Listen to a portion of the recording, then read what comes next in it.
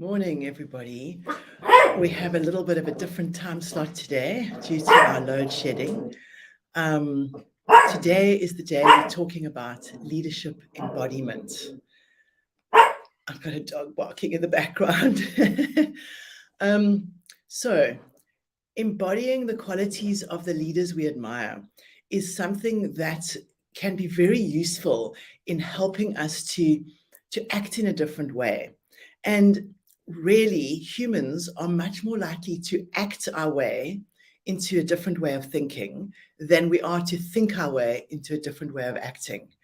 And remember, this comes through because many more messages come from our bodies to our mind than from our minds to our body. So if we put things into practice, whether or not our minds are completely on board yet, we actually find we start living and believing and feeling into that. So a gem of a book that I want to just mention, I'm not sure how easy it is to find anymore, Leadership Embodiment. It's by Wendy Palmer and Janet Crawford, apparently. I've met Wendy Palmer. She's from the States, and she's the most incredible woman in her 70s, tiny, petite little woman. She is a fifth Dan or something in Aikido, and the most incredibly powerful presence of this tiny, short little woman. She's probably not even 5 foot tall. Anyway, this book. Now, I know that for us, many of us, we don't see ourselves really in a leadership position. And she talks about leadership embodiment. I want to remind you all, those of us who ride, we are the leaders in that partnership. When we go into a ring to jump a show jumping round or to do a cross-country course or to do a dressage test, we have to tell our horses where to go, what to do, and how to do it. They are our partners, but we are very much the leaders.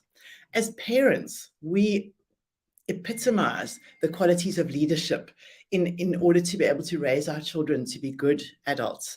So it's really it's a subject I'm really passionate about, is how we can expand our leadership presence so that people want to be like us, and in the world. And one of the things that Wendy Palmer talks about is how we can expand our personal space, expand our personal bubble. So when we walk into a room, think about this. How do you walk into a room filled with strangers, a big room, an event room or something? Do you kind of slink in along the side and, find somebody and have a little binge at the cocktail table or that type of thing? Or do you kind of walk into the room with this presence and everybody looks and says, oh, who's arrived now? Now, that's not necessarily everybody's cup of tea. You don't necessarily want to make this huge grand entrance every time. But Wendy says it's so important that when we walk into a space, we imagine ourselves expanding our personal bubble in an inclusive way.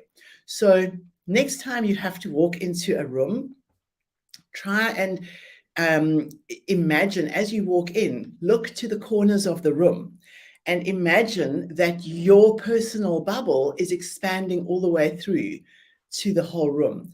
If there are other people in the room, it's important to include them in the space, because then you portray the image of inclusivity and then people want to talk to you and they want to be with you. It's something to practice when we enter our arenas as well. So when we go into the dressage arena, it can feel so intimidating because at sea, there's the judge. And it's almost like the further we trot down the center line, the closer we get to the judge, who can be a bit scary at times. So if you imagine as you're entering that arena, filling the spaces, the corners with your own personal leadership bubble, then you end up owning the space in a whole different way. Same with your show jumping arena. As you walk in and you walk around the jumps, many of us show our horses some of the scary bits and pieces and fillers. But imagine expanding your own personal space, your personal bubble, so that you kind of own the arena for that moment that you're in it, for the brief time that you're in it. So this is really a subject that is much, much bigger than I've been able to depict in this very short little live. But play with the way that you are able to bring your presence, your physical presence, into a particular space, and notice the difference. Wendy talks a lot about power postures as well, which is not to say you need to walk around everywhere looking like Superman, but it is something to practice. If you find your physical presence, if you find you always make it a little smaller, or if you find you like really expansive and huge and lots of gestures, and you want to just practice entering a space, and I say that loosely because it could be indoors, outdoors, at shows, anywhere. As you arrive, what is the message that is coming from your body? Is it a calm and confident and centered message? Or is it kind of a shy and withdrawn and terrified and anxious message? So really think about how Wendy says the way we sit and stand can change the way we think and speak. So as we become more conscious of what we're doing with our bodies, it changes the way we think, and then it changes the things that we want to say. So have an experiment with this, see where you are with that. I'd be interested to know if this resonates with you at all. And let me know. I look forward to seeing you tomorrow.